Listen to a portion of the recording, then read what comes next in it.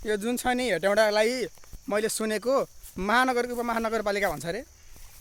भन् त उप होइन यो हो उपमहानगरपालिका है भनेपछि विकसित हुनुपर्ने हो नि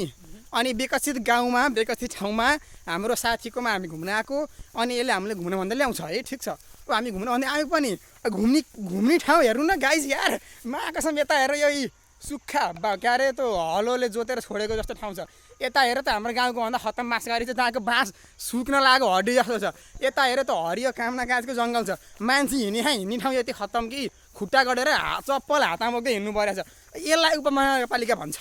अनि हाम्रो कक्षामा हुन्छ नि कहिले काहीँ डिबेट हुन्छ के कसको घर खतरा कसको घर विकसित भन्दै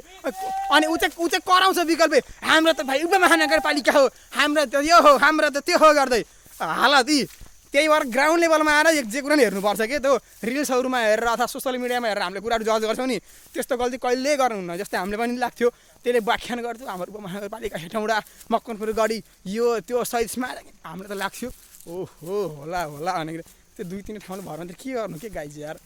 साह्रै खत्तम यो चाहिँ हेटौँडाको मान्छे त्यसको घर हामी घुम्न आएको